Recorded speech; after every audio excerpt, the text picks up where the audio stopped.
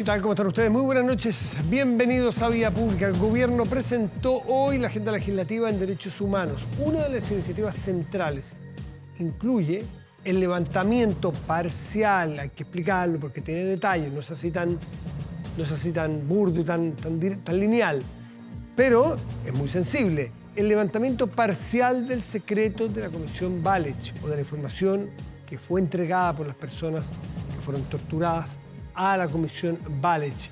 Esto con el consentimiento de las víctimas y como información para tribunales. En el marco de los 50 años del golpe de Estado y desde el Parque Cultural de Valparaíso, el Ejecutivo anunció que le dará urgencia y establecerá indicaciones a 4 proyectos de ley que actualmente están en tramitación en el Congreso Nacional. Entre estas está el levantamiento parcial del secreto de la Comisión Walech. Esto permitirá hacer disponibles bajo reserva los antecedentes y testimonios obtenidos gracias a la Comisión Nacional sobre Prisión Política y Tortura para su análisis como parte del trabajo que llevará a cabo el Ministerio de Justicia. El gobierno aseguró que las víctimas son quienes decidirán, porque eso es fundamental. Las víctimas que fueron a la Comisión Walech en su momento a entregar su testimonio, lo hicieron en un marco donde se garantizaba el secreto. Por lo tanto, para levantar eventualmente ese secreto, si se aprueba, tiene que ser con el consentimiento de esas mismas personas.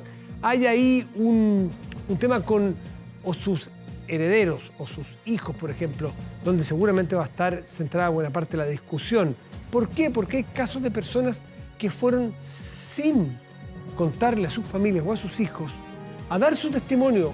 Vaya uno a saber por qué, uno no se puede meter cuál era la intención, cuál fue la motivación, en algunos casos de no informarle a su familia, pero sí entregar los antecedentes. Bueno, en todo caso estaba este secreto por 50 años, no se han cumplido todavía. Así que esto va a ser parte de los temas que se conversarán en esta agenda de derechos humanos, también en el plan de búsqueda, porque la entrega de esa información es importante eventualmente para tener los nombres de victimarios. En fin, es un tema sensible, importante, complejo, doloroso y hay que tratarlo, y probablemente muchos objetivos más, tratarlo en esas condiciones. Vamos a la mesa de conversación. Y nos acompaña, no como todas las semanas, no todos los días fijos, Rodrigo Arellano, de la Escuela de Gobierno de la Universidad del Desarrollo. Gracias por estar aquí, Rodrigo. Gracias, Matías. Facultad de Gobierno, no escuela. Nerea Palma, sí, es de la Escuela de Ciencias Políticas de la Universidad de Portales. Nerea, gracias por estar aquí también. Buenas noches. Gracias, encantada como siempre. Partamos por aquí. ¿Qué les parece? Agenda de Derechos Humanos. La gente que se acercó a esa Comisión Walech de Prisión Política y Tortura lo hizo en el entendido que era secreto. Muchas de estas personas ya murieron. ¿Cómo ven ustedes la posibilidad de que se levante y las condiciones que se han puesto, Nerea? Yo siempre he creído en realidad que en general el Estado de Chile tiene una deuda con las personas que fueron víctimas de la dictadura. Evidentemente que desde la transición a la democracia el trato hacia la verdad y justicia tuvo que ser quizás más matizado de lo que todos hubiésemos querido, producto que las Fuerzas Armadas todavía tenían una cuota de poder y era difícil, ¿cierto?, para la transición hacer una excavación muy profunda respecto a la verdad. Estoy hablando de la verdad específicamente con los detenidos desaparecidos y hablando de derechos humanos. Ahora bien, si es que eso se debiese tratar hoy día, quizás que tenemos muchas más garantías democráticas en general para poder hacerlo a través de revelar ciertos secretos o salvaguardas que estaban en la Comisión Walech. A mí me parece que al menos hay que conversarlo porque es ya algo bastante potente. Pero en principio yo valoro de manera muy positiva la agenda del gobierno. Me parece que era una deuda y es una deuda del Estado de Chile, independientemente del color político. Y me parece que avanzar en la senda para poner esto dentro de la agenda política, independientemente de si es que es de izquierda o derecha, a mí me parece siempre como algo positivo y que ojalá todos estuvieran detrás de esto. Rodrigo, y esto inserto en el contexto del plan de búsqueda que el gobierno propone para que el Estado, dado que fueron funcionarios del Estado y las organizaciones del Estado las que produjeron ¿no es cierto?, estos delitos, las que cometieron estos delitos, que el Estado participe, acompañe. El ministro de Justicia me dijo en una entrevista, no puede ser que hasta aquí sean las familias solas las que vayan a los tribunales, sino que el Estado tiene también de alguna manera acompañar. ¿Cómo ves tú esto de la Comisión Balich en ese contexto? Yo creo que hay que separar iniciativas. Yo coincido con Nerea que efectivamente el país, el Estado, los distintos gobiernos que han venido después de la transición, efectivamente cargan con cierta deuda con respecto al tema de apoyar o reconocer la búsqueda también de aquellas personas que siguen hasta el día de hoy desaparecidas. Y eso creo que es una responsabilidad que ojalá persista hasta que se pueda determinar efectivamente el paradero. Creo que esos esfuerzos deben ser inacabables. Y en eso yo creo que comparto el esfuerzo que está promoviendo el gobierno en esa lógica.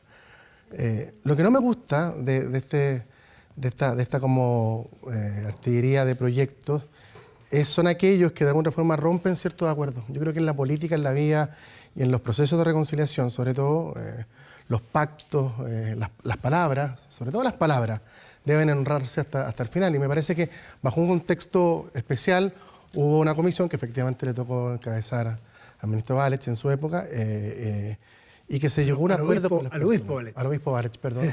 Y que hubo un acuerdo con las personas de un secreto por un periodo de tiempo determinado.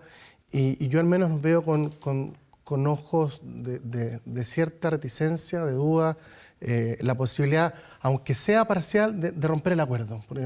Porque son tan frágiles las democracias, Matías, que los acuerdos que cuesta construir, creo que rompiéndolos son difíciles. De las personas que están vivas y que prestaron su testimonio, si ellos dan la autorización, ¿te parece legítimo que se levante? Lo que pasa es que yo creo que se plantea al menos la posibilidad. Me parece que es legítimo en la medida que no haya un incentivo por parte del gobierno. Yo creo que el gobierno ha estado empujando esa posibilidad. ¿Qué incentivo podría haber?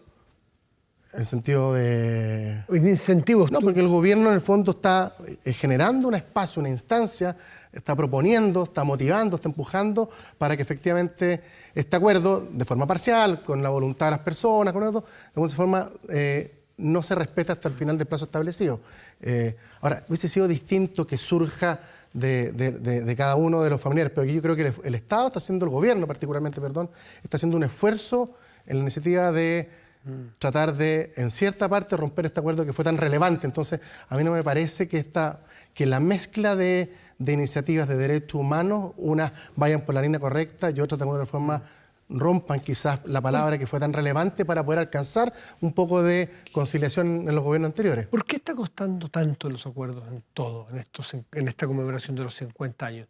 Desde la declaración, hoy día, siendo martes 5 de septiembre, es decir, faltando muy pocos días para que sea menos de una semana, para que sea la conmemoración misma, la fecha misma, el hito del 11, estamos con dos declaraciones paralelas. La del gobierno, la que propone el gobierno y la que propone la oposición o parte de la oposición.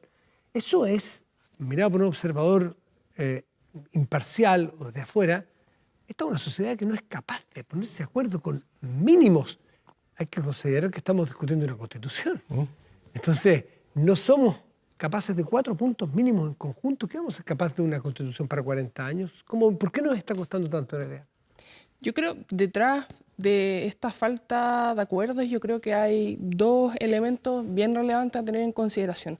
El primero de ellos, sin duda alguna, es que estamos frente a un gobierno que tiene baja popularidad, no solamente, digamos, el presidente, que tiene un 29% de aprobación según la última encuesta CADEM, pero además el gobierno en sí mismo. Eso por un lado. Entonces, figuras tanto del oficialismo, como por ejemplo la presidenta del PPD, así como también la oposición, quieren alejarse lo más posible de una figura que no es popular. Eso yo creo que por un elemento, y eso dificulta sin duda alguna toda negociación, todo acuerdo que se pueda generar con el gobierno actual. Y el segundo elemento, yo creo que, y no menos importante, es que la oposición tiene todo el incentivo para buscar al elector que con, digamos, una amplia mayoría ganó las elecciones de consejeros constitucionales el 11 de mayo. Y ese votante, según la lectura tanto de la UDI como de Renovación Nacional y de Bópoli, es un votante de derecha que ellos piensan que es más duro, como si fuera un voto realmente programático y que estuvieran votando realmente por las ideas detrás de republicanos. Hay que recordar que toda la evidencia empírica del comportamiento político muestra que las personas que votan de manera programática es una parte del electorado muy chiquitita. Pudo haber gente que votó por la lista del pueblo y por republicanos. Exactamente, sí, tranquilamente. Entonces a mí me parece que son esos dos elementos que están empujando a la oposición un poquito más hacia la derecha, un poco más dura, y por otro lado la figura del gobierno más debilitada, que hace muy, muy difícil llegar a un acuerdo en algo tan básico y tan lamentable como es respecto a la conmemoración de los 50 años del golpe. ¿Y cuál es tu parecer, Rodrigo? ¿Y si te parece que objetivamente es una mala señal en que no seamos capaces de, al menos, insisto, tener ese texto de una carilla único? O sea, yo coincido con que sería ideal tener un momento de unidad justamente y de reflexión a 50 años del golpe militar. Pero las causas de por qué no estamos logrando este acuerdo, yo también coincido que son dos. Tengo algunos matices con Nerea. Yo creo que sin duda el contexto que estamos viendo, de polarización, sobre todo en las élites, uno hace análisis de los estudios longitudinales y nunca antes la democracia como concepto de gobierno había sido tan cuestionado por la ciudadanía a raíz de la ineficacia con que los gobernantes de alguna otra forma dan respuesta a los problemas. Entonces, el contexto, plebiscito, discusión, venimos de un fracaso constitucional potente, saliendo de una crisis, etc. Entonces, el contexto suma el caso convenio, lo que dice Nerea, eso.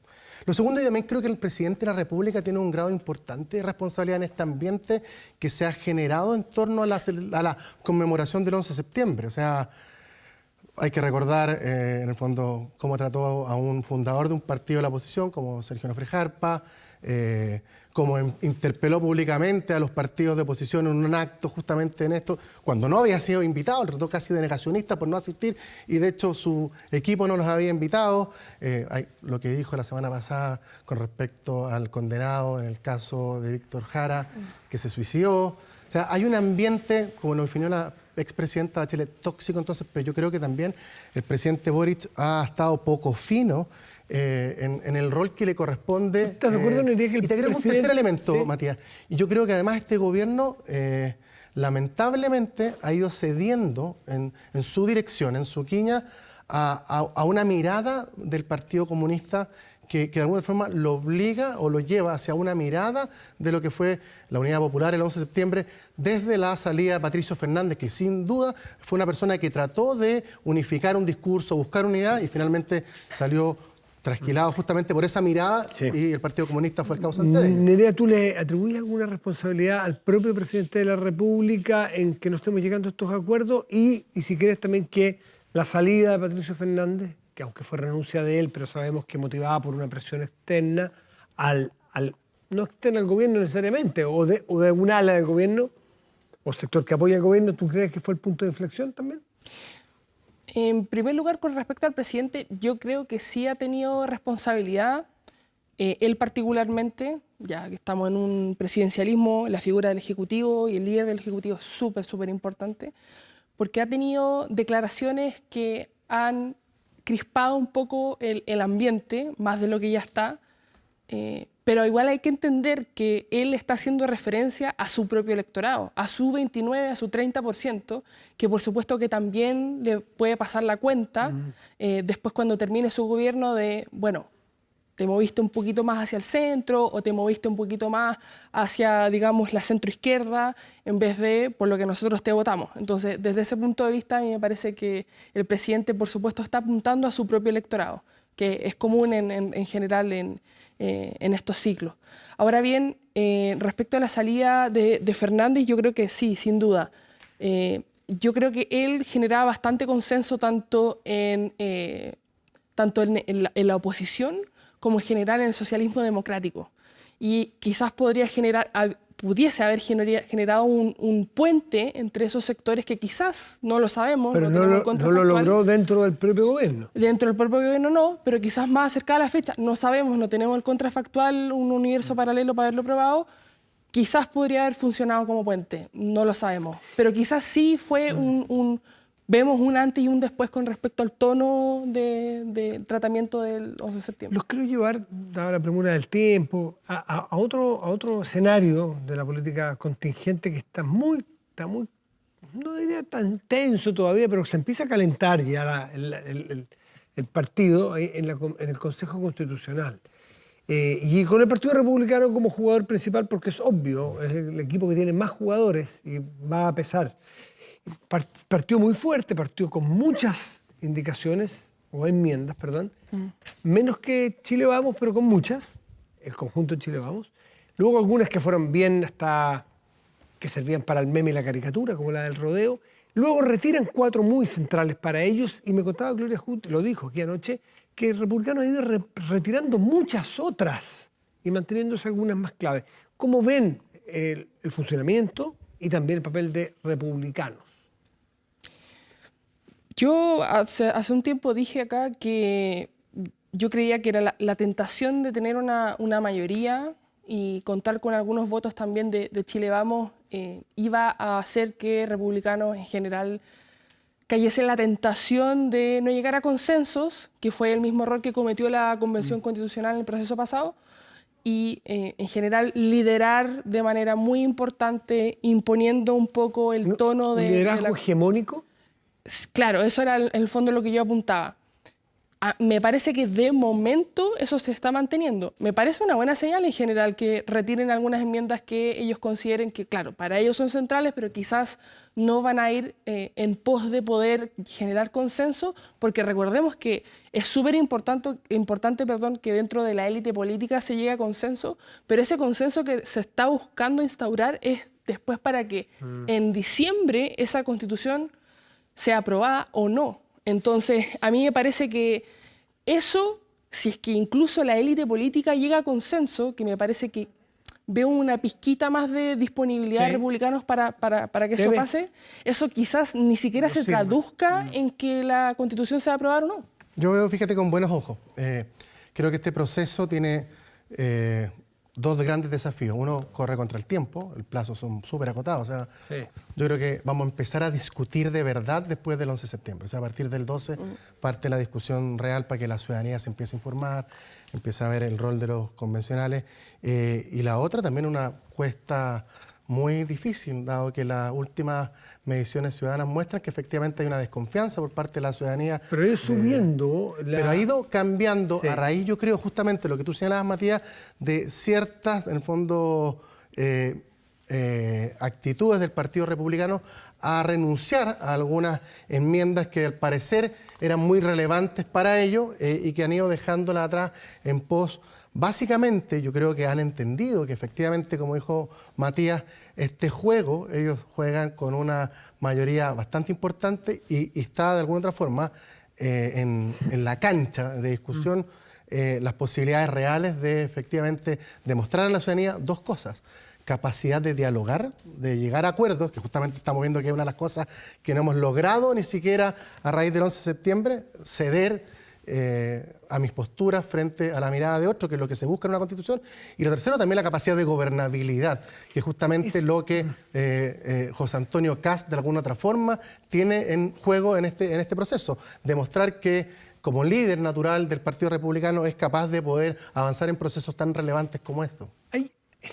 Los procesos electorales los hay de mucho tiempo, pero hay 2 grandes tipos que se me vienen a la cabeza. Uno que es una elección multipartidaria, donde cada partido brega por sociabilizar y conseguir que sigan a mis principios la mayor cantidad de gente. Y otro que es el plebiscitario. Y se trata de un plebiscito, no de una elección. No. Y le pregunto a ustedes como expertos, ¿es inteligente, es adecuado o será estratégicamente adecuado plebiscitar tus principios, que es lo que podría o en un momento se tentó hacer el Partido Republicano? Porque si gana, tiene que hacerse cargo de que el resultado de ese documento son tus principios, porque tenías esa mayoría. Y si pierdes, tus principios quedan derrotados. Esto te lo planteo porque tengo la sensación de que el Partido Republicano está dándose cuenta y está poniendo marcha atrás un poco a sacar sus principios de ese plebiscito. ¿Es muy blanco y negro? ¿Es muy alto el riesgo o no?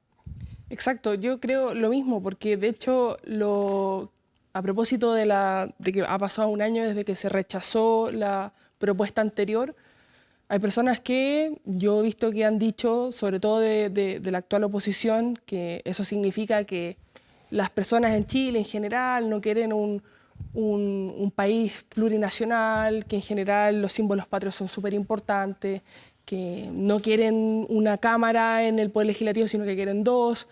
Y en realidad hacer esa inferencia es súper difícil cuando tú tienes la opción apruebo o rechazo, porque como es binario, no te permite ver toda la gama de opciones que hay dentro. No sabemos exactamente por qué las personas rechazaron, así como tampoco sabemos exactamente por qué las personas aprobaron. Lo único que tenemos, lo que podemos intentar hacer es ver las encuestas, que ojalá sean lo más representativas posible de la población, para intentar ver perfiles de personas. Eso es lo único que tenemos. Entonces, no sabemos si en este caso las personas... Me cayó el lápiz, perdón, gracias. No sabemos si en el fondo las personas, cuando ahora tengamos el resultado en diciembre del plebiscito, en caso de ganar el a favor, van a ganar porque efectivamente están de acuerdo con la constitución de republicano, o más bien es por... Es que depende de la actitud republicana, porque si gana una constitución consensuada, no es la de republicano. El punto es que si gana la de republicano el día de mañana, si no funciona bien, van a decir, bueno, esa es tu constitución. Es que yo creo que el Partido Republicano entendió una cosa, que las constituciones no son de partidos, no son de una ideología. ¿Lo entendió desde el principio o lo está entendiendo? Yo creo que ha dado señales de que está entendiendo y de alguna forma, por eso son las matices. ¿Cuál fue el problema de la del proceso anterior? Una de ellas, porque hubo varios efectivamente, fue justamente que fue una constitución ideológica de un sector que por una circunstancia particular tuvo representado mayoritariamente y de alguna otra forma bloqueó al otro sector. Las constituciones no son leyes que regulan el poder, sino, o sea, lo son, pero además son cartas de unidad de país. Yo creo que es el gran conflicto que tiene la actual Constitución, que no tiene unidad para todo el país. Y por lo tanto han entendido que si quieren tener éxito en este proceso, tienen que hacer dos cosas. Uno, una carta que sea unidad y que renuncie a su ideología y busque representar a la gran mayoría del país.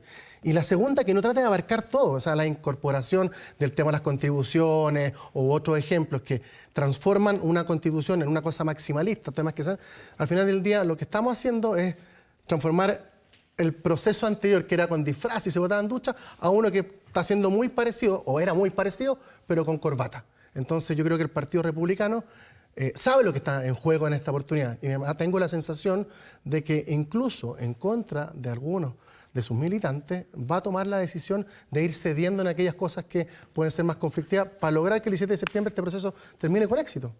El tiempo lo dirá. Nerea, Palma, Rodrigo Orellano, muchísimas gracias a ambos por estar aquí esta noche. Muchas gracias, Matías. Muchas gracias. Hacemos una pausa y volvemos. Espérense. A la vuelta tenemos a Mario Amorós, el autor de este libro, Allende, que es un libro grueso, muy bien documentado, muy interesante, sobre un Allende bastante desconocido. No es el Allende del 70 al 73 solamente, también es un Allende senador, es el Allende de trayectoria política, que tiene cosas muy relevantes. Espérenos, ya volvemos. Y como les decía, está con nosotros Mario Amorós, que es autor de Allende, biografía política, semblanza humana, pero Mario, que es alicantino, es español, tiene muchos libros sobre Chile, sobre la Unidad Popular, sobre una biografía de Pinochet, tiene libros sobre Víctor Jara, en fin. Mario, muchas gracias por estar aquí, muy buenas noches. Gracias, Matías, buenas noches. Le preguntaba y quiero compartir con ustedes, pensábamos, yo en un momento antes de conocerte pensé que podrías ser familiar de algún chileno radicado tú en España. ¿Cuál es tu vínculo? Tu vínculo sencillamente es profesional, es el interés a los personajes de esta historia. ¿Cómo llegaste a Chile? ¿Por qué? No vives acá, tú vives en España. Llegué el año 97. ¿Cómo llegaste intelectualmente a Chile? Llegué el año 97 por primera vez con 24 años porque me interesaba la figura histórica de Salvador Allende. Tuve la suerte de conocer a Hortensia Bussi, doña Tencha, a otras personalidades del gobierno de Allende como Jackson Chol, Luis Corbalán y otras personas. Y bueno, fue un impacto para mí eso que ya estaba estudiando desde España, el proceso de la Unidad Popular, conocer actores tan importantes, conocer este país. Y con el tiempo he ido publicando libros, muchos artículos en prensa, tanto en Chile como en España. Y ya hoy tengo una gran cantidad de amigos, mis libros son muy bien acogidos en Chile, vengo de Recoleta, vengo de la Universidad de Santiago, mañana voy a otra universidad, Estación Central el viernes, en fin. Para mí ya es un país muy cercano, donde tengo grandes amigos y conozco muy bien también las bibliotecas y los archivos donde investigar para estos libros. ¿Cuánto tiempo te demanda un libro de estas características? Deben ser, ¿cuánto? 500 páginas aproximadamente, si no más. No más, sí, 550 páginas, porque tiene mucho detalle, mucho dato, datos chequeados, se nota que es de prensa del momento, en fin. ¿Cómo se arma un libro de estas características y en cuánto tiempo? Bueno, se arma con trabajo en archivos chilenos, con la prensa. Es un libro que he reescrito para el 50 aniversario, apareció por primera vez hace 40 años, ahora es más sintético, para los 40 años de golpe, Sí. hace 10 años, tenía 35 documentos inéditos sobre Allende, de todo tipo, cartas, discursos, artículos, y ahora lo he reescrito completamente, lo he actualizado con bibliografía nueva, con libros nuevos. Es un esfuerzo grande, y también con documentación de archivos como el de Patricio Elwin, o archivos, los papeles desclasificados, archivos vinculados a la derecha chilena. Y bueno, después escribirlo, soy periodista, para mí ese oficio es importante porque tengo la pluma ágil que tenemos que tener los periodistas para contar la historia, ¿no? Pero evidentemente es un esfuerzo muy grande, como me supuso también la biografía de Víctor Jara, que le dediqué prácticamente casi un año de trabajo. ¿Esto cuánto tiempo estuviste en este Bueno, trabajo? hace 10 Hace 10 años. estuve pues, prácticamente también un año, pero recogiendo el trabajo acumulado de mucho tiempo, leyendo sobre historia de Chile y sobre Salvador Allende. Periodista, pero también doctor en historia. Correcto. A ver, vamos al personaje. ¿Qué te queda a ti si tuvieras que decirle a la gente, mire, qué voy a encontrar aquí en varias biografías, e incluso para muchos chilenos que somos mayores, creemos que ya lo escuchamos, lo vimos o lo leímos todo? ¿Qué vamos a encontrar Yo creo aquí? que puede ser interesante la ¿Cuál es mirada, el perfil de esta biografía? la mirada de un historiador español, ¿no? Yo sitúo a Allende también, no solo en la historia de Chile, sino en la historia del mundo. Allende es una personalidad singular en la historia del siglo XX. ¿Por qué razón en septiembre, ahora en este mes, en tantas ciudades, desde tantos países, se va a recordar al presidente Allende? Hay una gran cantidad de actividades previstas en España a partir del 11 de septiembre, Madrid, Barcelona, Valencia, en todas partes va a haber actos en recuerdo a Allende. Allende fue una persona que desarrolló una larguísima carrera política que está contado desde su participación en la fundación del Partido Socialista, diputado, ministro con 31 años, senador 25 años. Él tuvo el empeño de unir a la izquierda en torno a un programa político y a su candidatura desde el año 51, porque creía que en Chile era posible esa utopía socialista que movilizó a tantos millones de personas en el siglo XX. En Chile era posible no a través de una revolución, no a través de las armas, sino a partir de la realidad chilena, donde la izquierda tenía un espacio en el escenario político, llegar a ganar la presidencia de la República democráticamente y desarrollar después ese programa. De las cosas que llaman la atención, y hoy se menciona al presentarte antes del corte, no es el Allende presidente, porque lo conocemos mucho, bastante. Pasajes de su vida bien llamativos, como por ejemplo cuando, siendo senador de la República, se opuso con una declaración muy dura a la invasión soviética a Checoslovaquia, el famoso caso de la Primavera de Praga. Claro. Que fue muy clave para la izquierda mundial, probablemente ese hecho, un intento de quizás modernizar o cambiar el curso de las cosas en Checoslovaquia, que fueron totalmente coartadas por esa invasión. Y Allende se jugó muy en contra de esa posición soviética. Entonces, era de alguna manera contramayoritario, contracorriente en muchos casos. Él tenía muy claro que el socialismo tenía que desarrollarse en democracia, con respeto a los derechos humanos y al pluralismo político. Ese fue su empeño y por eso dio su vida. A pesar de que el Partido Comunista era su principal aliado y el Partido Comunista apoyó la invasión de Praga en el año 68 públicamente, Allende la rechazó, como había hecho con Hungría el año 56 y como había hecho en el Senado el año 48 en junio, cuando habla públicamente en el Senado contra la persecución legal del Partido Comunista con la llamada ley maldita. Por tanto, tenía muy claro cuál era el horizonte de su acción política y de su voluntad. ¿Y tenía costos eso? Por ejemplo, lo de oponerse a la invasión soviética a Checoslovaquia en la Primavera de Praga. No llevarle el amén a Fidel Castro en sus métodos de hacer una sociedad socialista. ¿Qué costos pagó Allende por esa rebeldía? Bueno, él tenía una relación muy cercana con Fidel Castro. Siempre dijo públicamente en el Senado que si hubiera sido cubano hubiera luchado con Fidel Castro, que en Cuba solo había una posibilidad para la izquierda, que era esa revolución que triunfa en enero del 59. En cambio, defendía que en Chile la sierra maestra eran las urnas, era la batalla electoral, la batalla democrática, porque era posible darla de ese modo en Chile. Yo no diría que tuvo un costo, puesto que Allende tenía claro que ese era su camino. De hecho, triunfa el año 70, en ese hito histórico en la historia del siglo XX, que es la victoria de la Unidad Popular, y logra ser presidente de la República con el voto de la democracia cristiana en el Senado, a pesar de, como sabemos ya hoy claramente, todas las maniobras que hay en esos 60 días para intentar que no llegue ni siquiera a comenzar su mandato presidencial.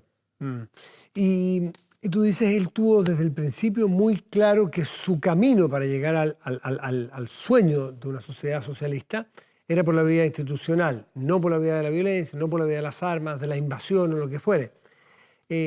Eso en Chile, el momento que él asume el gobierno, el 4 de noviembre de 1970, ¿le genera costes, como dicen ustedes, costos? Es decir, que no logra unir esas dos almas de la izquierda. Bueno, yo diría que la izquierda tenía una historia muy rica. En este libro hablo de discrepancias notables, sobre todo entre el Partido Socialista. Allende casi siempre estuvo en minoría en su partido. Allende vota en contra de esa famosa declaración de Chillán, tantas veces citada por la derecha, que no tuvo ninguna consecuencia y que era un ejemplo de la retórica revolucionaria de la época. Allende se opuso en ese Congreso de Chillán a la declaración. Él supo conducir el gobierno con esas diferencias. El Partido Socialista de Chile durante la UP estaba en contra del diálogo con la democracia cristiana. Allende dialogó y buscó un acuerdo con la EC hasta el final. Si no hubiese tenido Allende ese diseño original de que los partidos de la Unidad Popular tenían que operar todos de manera unánime, y el presidente no hacía exactamente... Ahí no actuó mucho el presidencialismo, si se quiere. ¿Eso no le perjudicó para poder llevar adelante ese diálogo con la democracia cristiana que él quería, que él lo intentó, y que al no hacerlo quizás fue uno de los costos que llevó al fracaso de su gobierno? En el libro señalo claramente que la falta de unidad, de cohesión en la izquierda es una de las fallas de la Unidad Popular. Esa falta de cohesión, esas discrepancias públicas que se expresan dramáticamente en marzo del 73 con la división del MAPU, en esas dos tendencias, digo en el libro, debilita la acción del presidente de la República.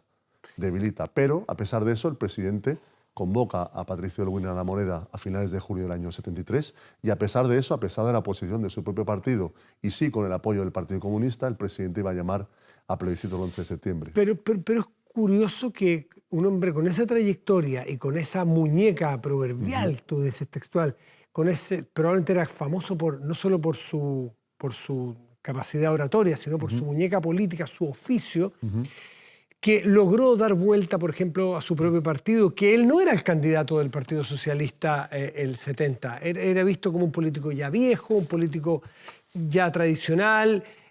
Incluso no logró la abstención, 14 votos. Sí, eso lo cuento yo desde 2013. Y 13 votos logró Salvador Allende. Sí, pero a pesar de eso, es elegido candidato del PS. Claro, exactamente. Es curioso que habiendo logrado dar vuelta con su muñeca política, cosas como la interna de su partido para ser el candidato, no logra dar vuelta tú dices, falló la cohesión. Bueno, para eso son los líderes, pues. Para poner de acuerdo a los que están en desacuerdo. Bueno, se puede ver de esa manera. Yo la veo de una diferente, ¿no? Yo creo que a pesar de esas diferencias que son históricas, hay que pensar que en el Partido Socialista de Chile, hasta el golpe de Estado, hubo un alma izquierdista muy potente, como has leído al principio del libro, ¿verdad? En el año 38, un sector del PS se opone a ingresar en el gobierno de don Pedro Aguirre Cerda, por esa alma izquierdista, ¿no? Por esa retórica revolucionaria que siempre está presente en el PS, puesto que es un partido fundado también por grupos anarquistas y grupos trotskistas que son opuestos al diálogo con la burguesía, ¿no? Eso está presente y a pesar de eso Allende es 4 veces candidato, a pesar de eso es él el presidente de ese proceso de la Unidad Popular. ¿Faltó cohesión en la izquierda? Sí, pero eso no explica que la Unidad Popular fuera un caos y un desastre que llevara al golpe de Estado, ¿no? ¿Y tú crees que si Allende hubiese sobrevivido al golpe por circunstancias que no se dieron, ¿sería autocrítico en su análisis de no haber logrado unir a la izquierda? Eso es una reflexión que no podemos hacer porque yo soy historiador, yo relato el pasado, lo que ha sucedido y me apoyo en documentos. Por lo pronto nadie puede hacer, no solo no tú, nadie. El presidente Allende, hasta el final fue el presidente de la República, hasta el final fue el presidente de ese gobierno de la Unidad Popular, que gobernó, y no lo hemos dicho, en medio de una gran oposición interna, oposición antidemocrática desde mi punto de vista, y frente a la agresión encubierta de la potencia hegemónica. Es decir, el proyecto de la Unidad Popular era difícil. Era difícil no por la falta de voluntad del presidente Allende, sino porque tuvo enemigos dentro de Chile que hicieron caso omiso a las normas de la democracia, de la actuación en democracia, y porque tenían frente una potencia militar y económica hegemónica en el continente, el gobierno de Estados Unidos, ¿no? ¿Estás de acuerdo con Óscar Guillermo Garretón, que dijo que el que menos se equivocó de todos nosotros fue el presidente Allende? Implícita entonces ahí hay una tremenda autocrítica a lo que él y otros dirigentes de la UP hicieron. Yo estoy de acuerdo en que hubo personalidades de la democracia cristiana que elogiaron en determinados momentos de la UP la voluntad del Partido Comunista y del presidente Allende de buscar un acuerdo, no solo el presidente Allende. El presidente Allende tuvo a su lado al Partido Comunista, que le apoya en esas negociaciones con la ADC, que busca el acuerdo con la ADC y que además el diario El Siglo, el 11 de septiembre, en su primera página, publica una declaración donde el Partido Comunista apoya al presidente Allende en su llamado a plebiscito. Y por último, también te voy a pedir ficción que no solo tú, nadie puede sino elucubrar una idea. ¿Qué pensaría, dado todo lo que conoces el pensamiento y la obra y la trayectoria de Salvador Allende, político, luego presidente, qué pensaría sobre la renovación socialista que hizo después de la crisis del 73 en el exilio, donde adhiere más a la socialdemocracia? Correcto. Pero vamos a ver, es que no se puede hacer ese ejercicio, No, Matías. está bien. Allende fue, en su época, en la que le tocó vivir un revolucionario que creyó que en Chile era posible avanzar al socialismo por un camino inédito en la historia del siglo XX. Un camino que marcó un hito en la historia del siglo XX, por eso es recordado estos días. Un camino inspirado en los valores de la democracia. Para muchos era un socialdemócrata, quizás. ¿Perdón? Para los más revolucionarios, Allende representaba más quizás un socialdemócrata. Sí, pero él cuando le decían eso, ¿sabes qué hacía? Enseñaba la foto suya con Ho Chi Minh, o su amistad con el Che Guevara. Él fue un revolucionario cuyos valores han llegado al siglo XXI, puesto que es recordado dentro y fuera de Chile. Mario Amorós es el autor de este libro, de esta biografía de Salvador Allende. Muchísimas gracias por estar aquí con nosotros. Un placer, Matías. Los invito a leer este libro que está muy interesante para entender muchas facetas más desconocidas del Allende en toda su trayectoria, no solo en la parte donde es presidente de la República. Mario, gracias. Te agradezco mucho. Que te vaya muy bien. Buenas noches. Hacemos una pausa, ya volvemos a Espérenos. Café de origen. Vamos a la pantalla grande de nuestro estudio, revisamos el